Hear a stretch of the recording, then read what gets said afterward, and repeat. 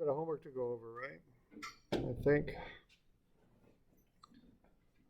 Find that. Is that it? No, that's. Oh. What the heck's going on there?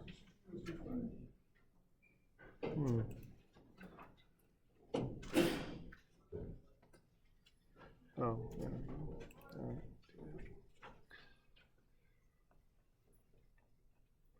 All right, so what, I pushed the homework back till Thursday. And so for starters, are there any questions on what we've covered here so far? I kind of went over that one kind of briefly, 312. I was intending to go over that a little bit more and then do that handout problem is what I was thinking about.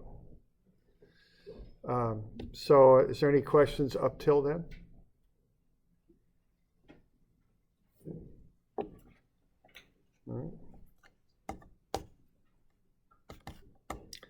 All right, I'll take that as a no. So let's see, what do we got? Okay, so this one here, this is 312. Good. All right. So you want to do this stuff on this. You want to find the moment of inertia. This is statically indeterminate. So what you've got there on the at that point B is you've got a couple. Okay, now if you remember from statics, a couple is force times the distance between them. So the couple there would be 1.5 times the force is what the couple would be. This is looking good. Oh, there we go. Okay. So what that is, that's the torsion. Okay. So the torsion at B is 1.5 times whatever that force is.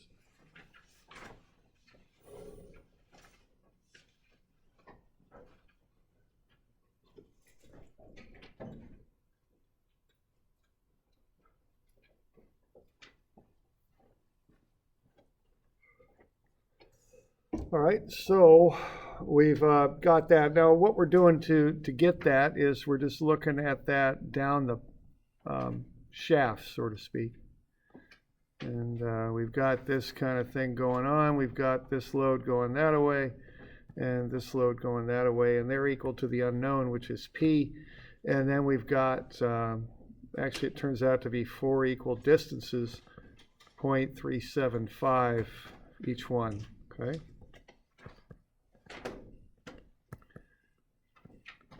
So if you look at the moment about the center here, which is what the torsion is, what you would have would be 0.75 and 0.75. So that's what's going on there, okay? So if you were to take the moment about the center, what you would have there would be, and actually, there it's clockwise, so it's negative, but let's not worry about that so much. So the torsion at B would just be 0.75p plus 0.75p. So I'm ignoring the sign on that, okay? I'm not too worried about it. And that's where that comes from, okay? So that's the torsion at P. It's 1.5, or excuse me, torsion at B, not P, but at B. We all good with that? Okay, good to go. All right, and then we want the moments of inertia there. Okay, so that's your starting point on this one.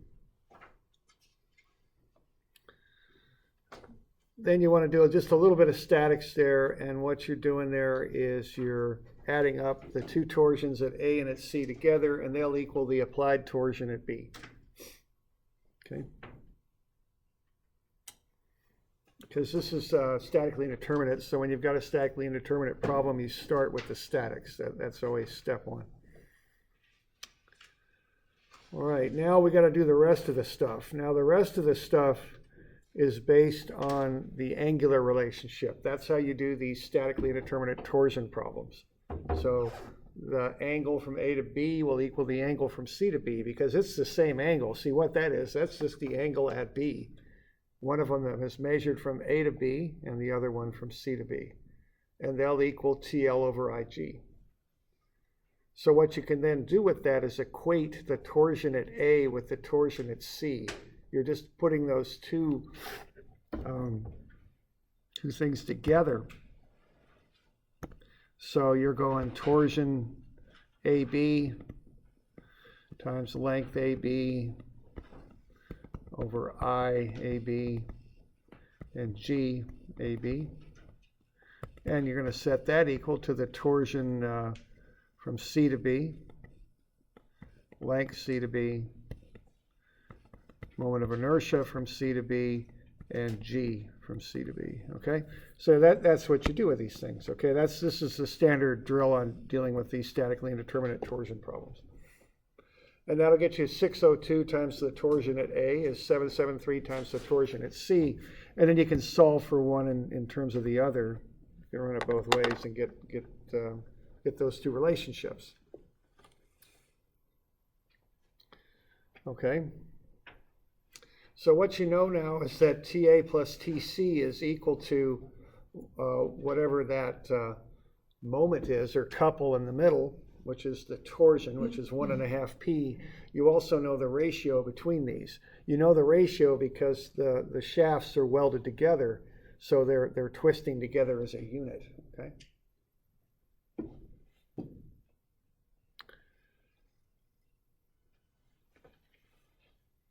All right, now what I want to do is I want to look at, okay, what's the constraint here? You know, what's going on? And what the constraint is with this thing is the shear. The shear's got to be 60,000 PSI or less. So 60,000 is the top limit on the shear that this thing can take. So what I would do next here is get the basic shear formula right there and rearrange it to solve for the maximum torsion, which would be based on the maximum shear times I over R. Okay. So I've got this, I'll plug it in for tau max is what I'll do. Okay. And what I'm going to find is how much torsion each side can take until the shear hits 60,000. So that's what I'll find using this relationship here, okay?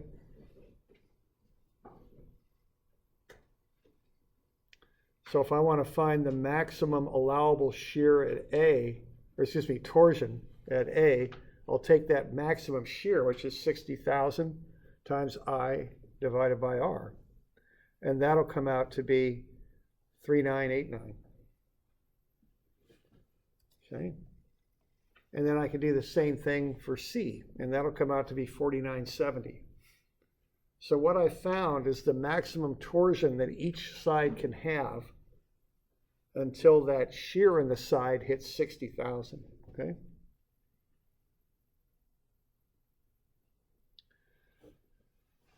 Now this is independent of the fact that the two sides of the shaft are connected together and twist together. This is just seeing independently for each side how much torsion can it take till it hits the shear of 60,000.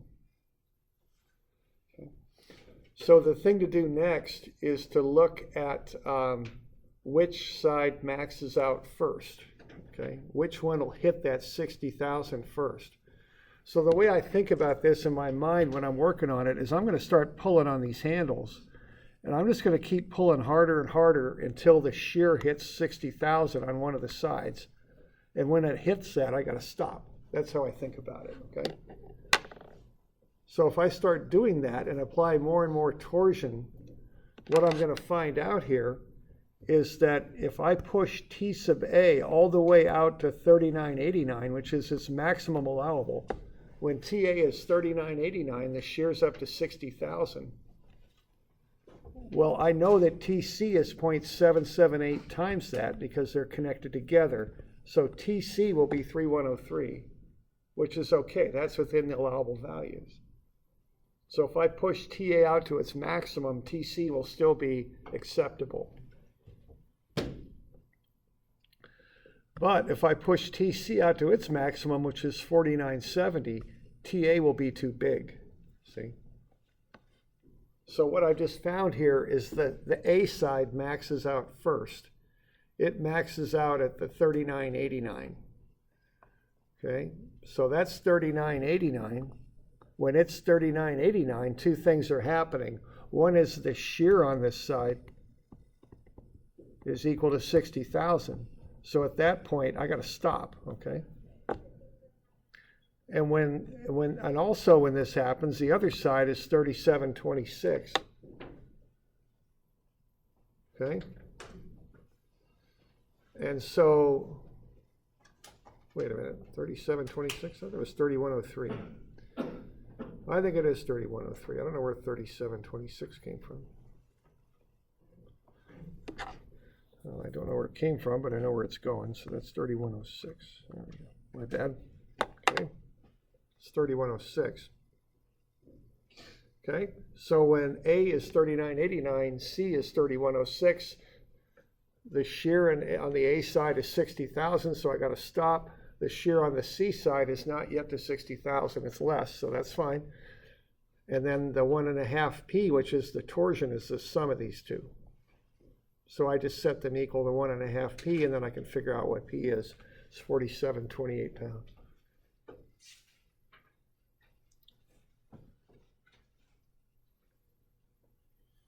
Okay.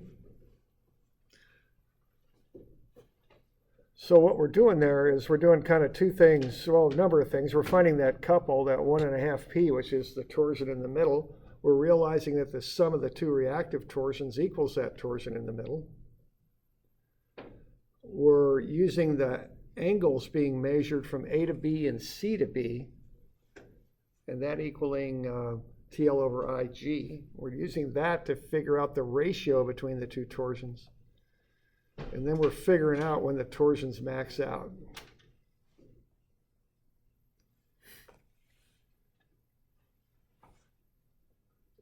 Okay. So that one's a little involved, but that's what's going on with that. Got any questions on that?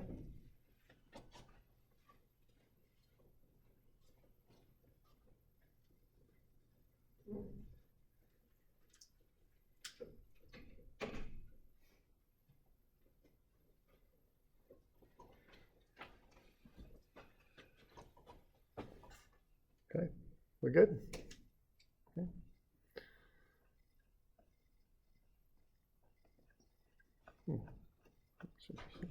Okay.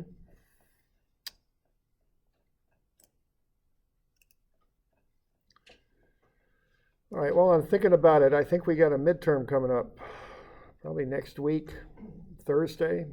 We chatted about that a bit, but is that gonna, does anybody have a relativistic physics final that day or something? Are we all doing okay? Probably doing all right. A lot of midterms that week, but that's kind of how it goes, I'm afraid. So Thursday, next week. 8 to be the 25th of May, okay? And I'll put that in Moodle and all that. And I'll get you a review sheet probably tomorrow for it, and I'll start working on getting all your homework back, okay?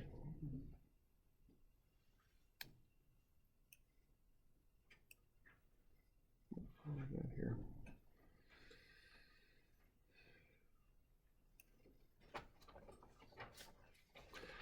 All right, how about looking at this handout here then? Does everybody have a copy of this thing? Anybody need one? Need one?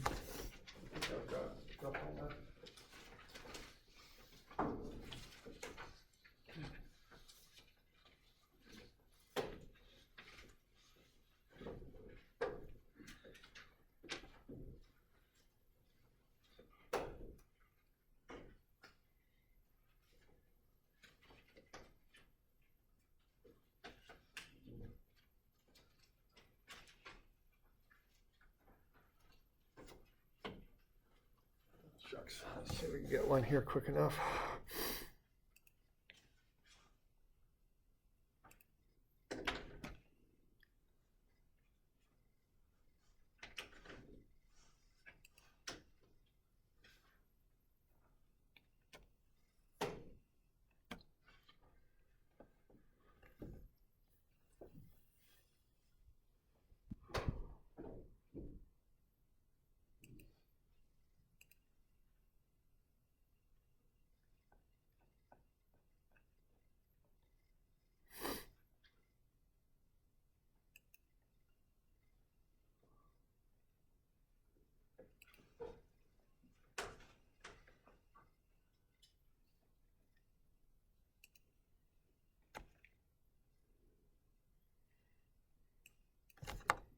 So just one?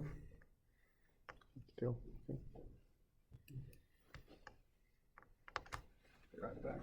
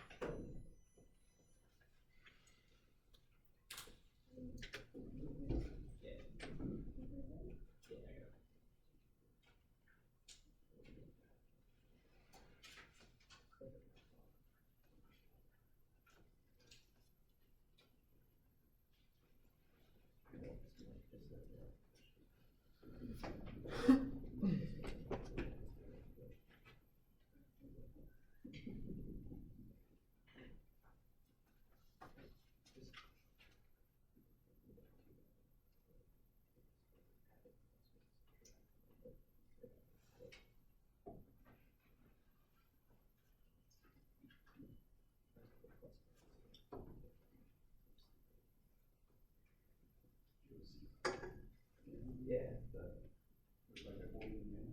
Yeah. It's pretty good. It's kind of like a stuttering thing. They have me, the questions they ask.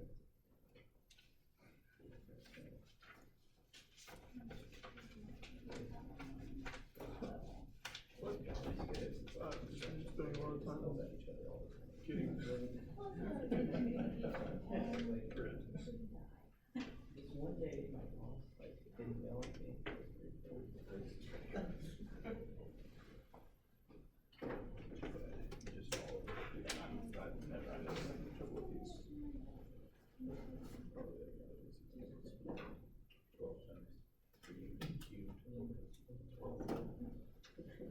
What's your base times height cubed?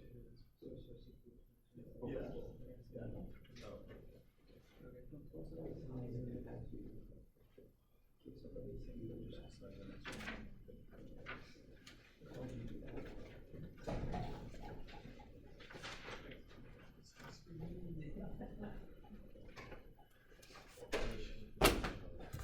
You didn't assign problems from yesterday, did you? Not that are due. Well, not that due, but like, I signed some on Monday. are those problems still due Friday though? Yeah, I think so. I mean, I got enough to do right now. I mean, you guys kind of backed up. I don't know. It's not like it really matters. I wish.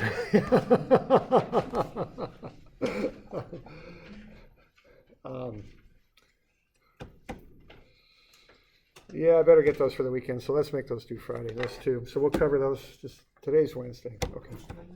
Very good. There were two of them. Those moment of inertia problems were due Friday. 323. Yeah, 322, 323.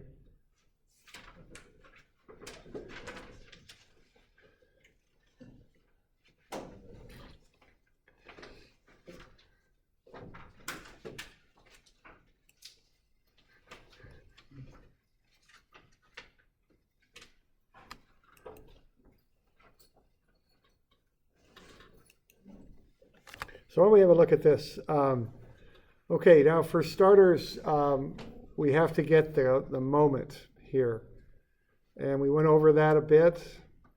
What's happening here is when that plunger moves down, or excuse me, when this armature here starts to come down, it pushes on the plunger. So what it's doing is it's pushing the plunger to the right there, okay? So this armature is pushing down, but because of the angle, it's also pushing to the right. Okay, so we're assuming we're in equilibrium here, so the plunger is going to push up, and it'll also, when it pushes up, will push to the left. Okay, so we all good with that? I mean, that's what happens there. So the assumption that we'll make is that the force of the plunger on that armature makes a 90-degree angle right there, okay? So that's that force, and that's 90 degrees. Now that leads us to make a vector triangle out of that thing. and the upward part of the vector triangle is 4,000. What we want to find is the total force, which makes a 90-degree angle with the arm there. And so that means it's a 30-degree angle with the vertical. Now the question then comes up when you analyze that is how do you handle it? Is the 4,000 the total and the perpendicular component one of the components of the total? Or is the 4,000 a component and the perpendicular component to the arm, or the perpendicular force to the arm is the total? And the answer to that is right here, okay? So when you figure out that total force, the 4,000 is one of the components of it, okay? So the force applied is actually greater than 4,000, not less. So when you do your trig, you want to get that worked out, okay? So what's going to happen here is there's going to be a couple here, which is the torsion, and I believe that's 32,000 pound-inches is what you want to end up with. So that's the gist of it there. When you do the trig and you work through it, the torsion there is 32,000 pound-inches. Okay. So are we good with that? We got any questions on that bit?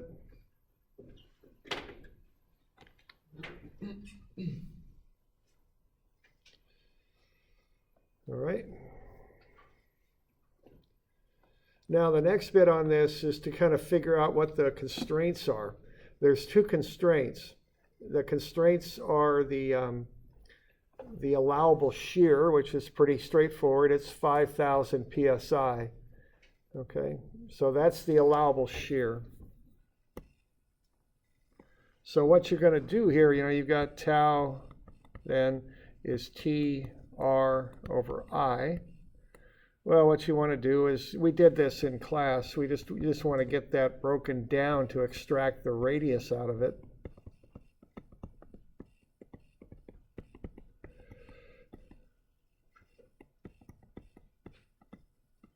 So the shear is equal to 2t times pi r, or divided by pi r3. Okay. And then solve for the radius. Okay, so that's the first thing I do. Okay, so solve that for the radius. We good with that bit? And that's how you'll check the required size of the shaft to resist the shear stress. Okay. Now the other thing you want to look at though is the twist angle. So we good with this? All right. Now the twist angle is a little trickier. You kind of have to analyze it in more depth to get the twist angle. So with the twist angle, what you know is that the plunger here has to be pushed down 3.464 inches in 2 seconds. Okay, you also know that that motor is turning at 0.275 radians per second. So between those things, you're going to want to figure out the allowable twist angle. Okay. Now the other thing I just mentioned here is instead of the nearest 1/8 inch, like it says on the handout, round to the nearest 1/4 inch. Okay. All right, so what you want to do is analyze that shaft and kind of figure out what the difference is between the front and the back. Okay? I mean, obviously there's an angular twist to this whole system. That's what's required to push that plunger down. I think you're going to want to figure out what's going on here. So what we've got on the back with the motor, that thing's turning 0.55 radians in 2 seconds.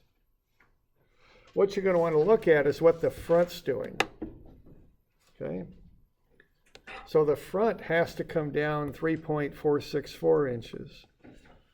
So what you're going to look at here on that shaft cross section is there. I mean, that's going to be 0.55 radians right there. Then you want to look at what the shaft has to do. Now, what the shaft has to do is not quite that much. That plunger, okay? If you look at how much the plunger has to drop, that's only, I think it's 0.5236 radians. Okay? So what that means is the shaft is allowed to twist a little bit and still do the required job of pushing the plunger down that 3.464 inches. So there's the twist angle right there. It's the difference between what the back of the shaft is doing and what the front of the shaft is required to do.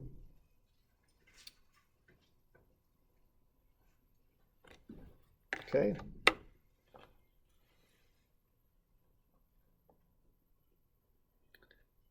You all okay with that? Okay. So you want to find that twist angle, and from that derive the radius a second time. Okay. And then just pick the one that's going to get you the safest condition. Okay.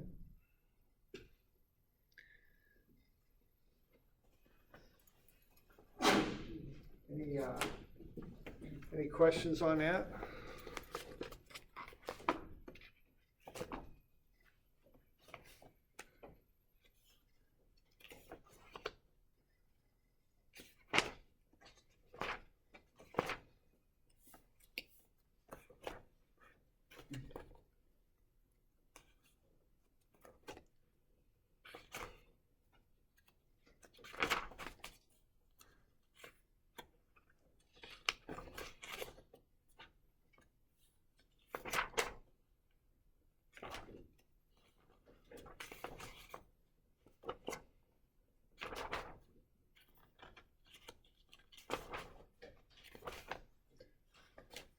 Okay. So if you look at that shaft diameter, it ought to be somewhere between 3 and 4 inches, okay, when you're done.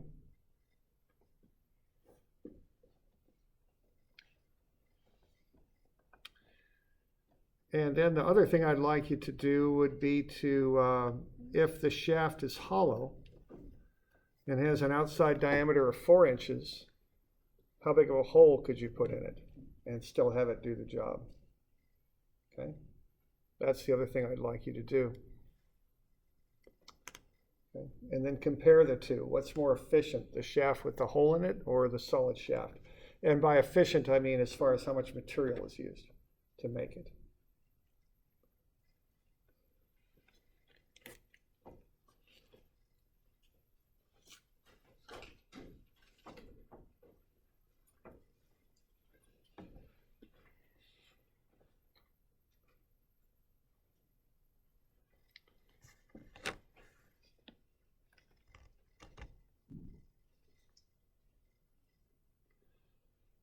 So we got any questions on that one?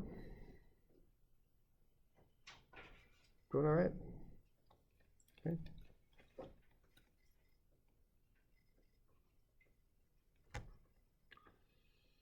Okay. So that's the stuff that's due tomorrow. All right.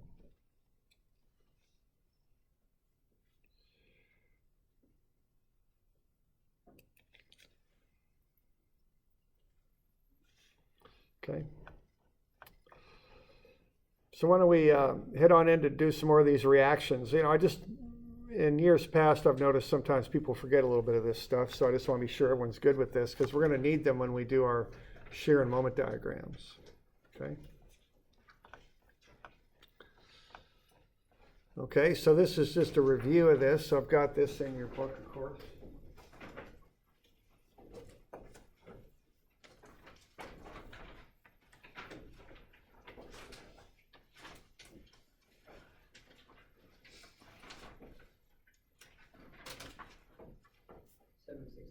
Okay, thanks. All right, so what we figured out on the first one is you want to draw up yourself a little bit of a free body diagram. And then once you've got that, generally a good strategy is to, if you've got two unknowns, is to take the moment about one of the unknowns.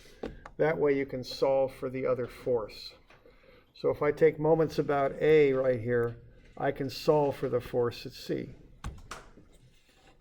Okay, that's often a good way to start these. So why don't we do this next one here? We've got a distributed load on this one, so why don't you see what you could do with that?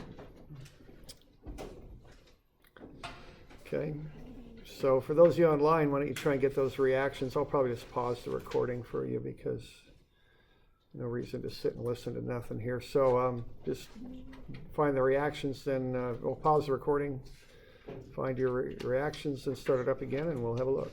Okay.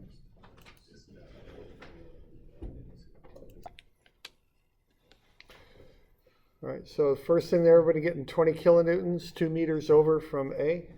Is that good? Because you find the area under that rectangular loading diagram, then you put it in the middle.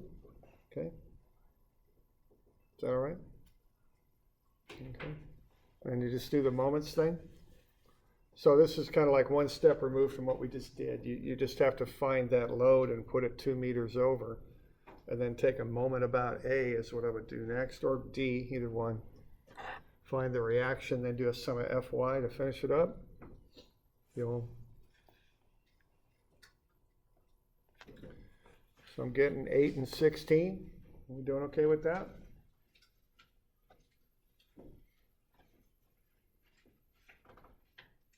Any questions? Okay.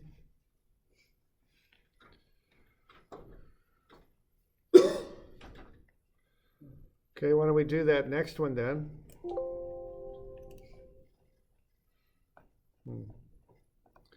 There it is. So that's just a couple.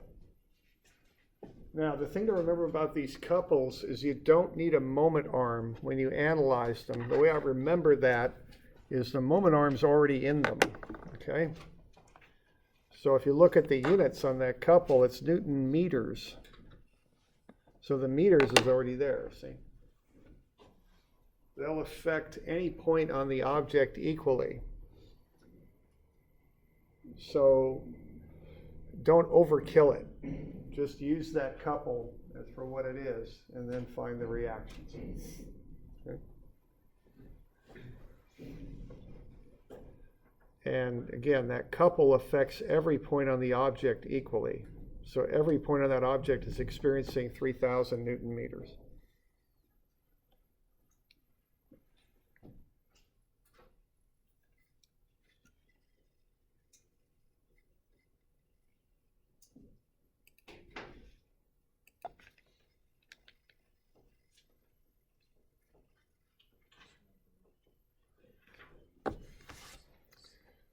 Okay, so it's just, that's clockwise, so it's negative 3,000.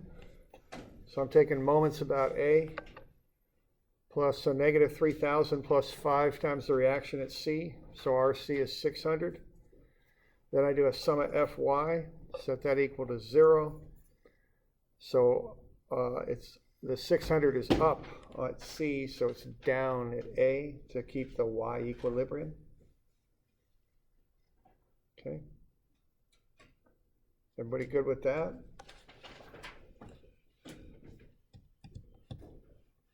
So those couples are a little funny sometimes, but the two things about them is the first is that they don't need a moment arm. As I was mentioning, the moment arm is already embedded in them, right there. And they don't affect the force on the object at all. All they do is twist it. The best real-life example of a couple is a motor. A shaft coming out of a motor is subjected to a couple. So that motor, as it twists something, isn't pushing the something up or down or left or right. It's just twisting it, is all it's doing.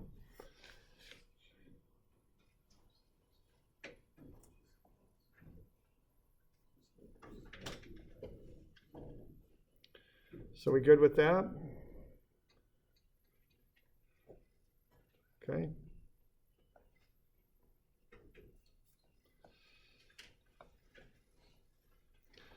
Okay, here we got two things going on. We've got a cantilever.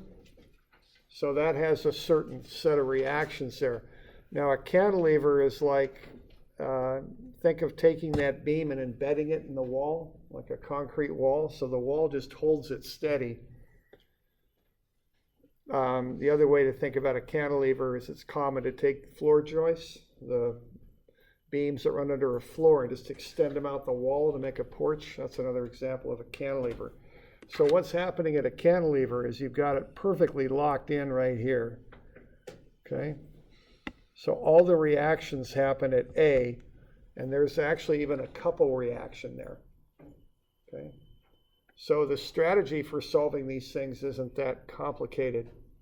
You know, you put all those reactions at A and then just sum stuff up. Now what we have here is a triangular load. So you want to find the area of the triangle, and it's a right triangle. So where the centroid is located that's where you'll put the load. That's a third of the distance from the right angle. So that means it's 2/3 of the distance from the vertex. So there are the distances there. B over 3 and 2B over 3.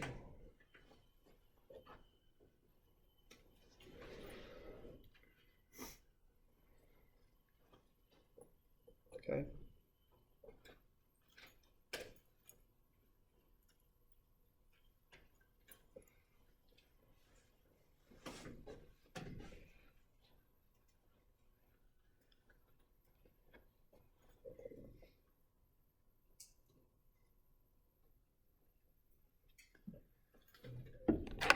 So you'll want to be putting that load right about there.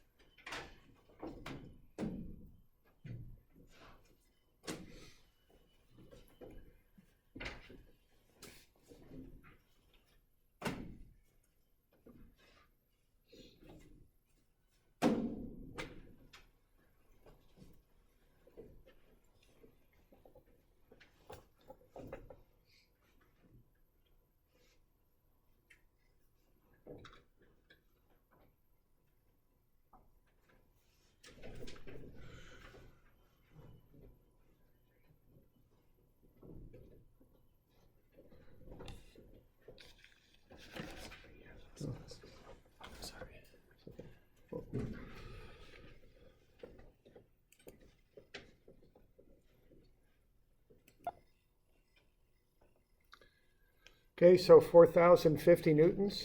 You all get into that?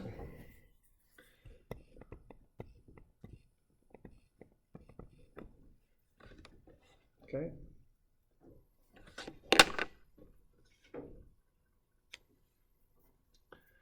And so then you'll just do a sum of moments about A. So the distance to that will be the 2, which gets you from A to B, because we're taking moments about the support at A.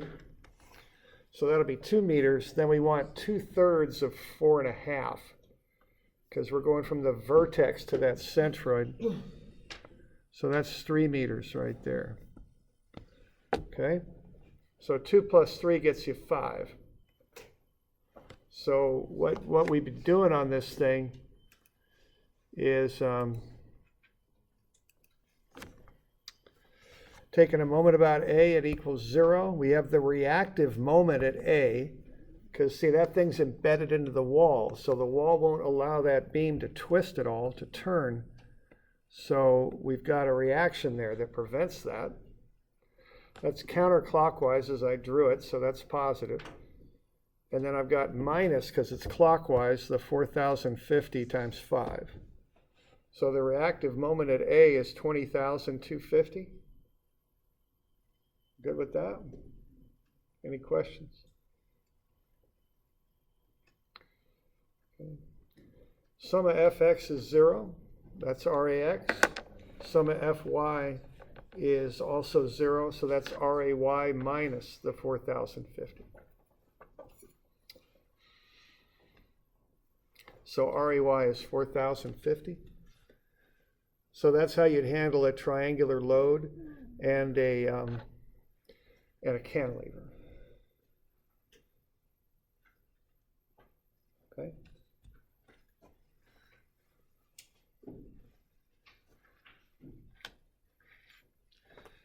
Any questions on that?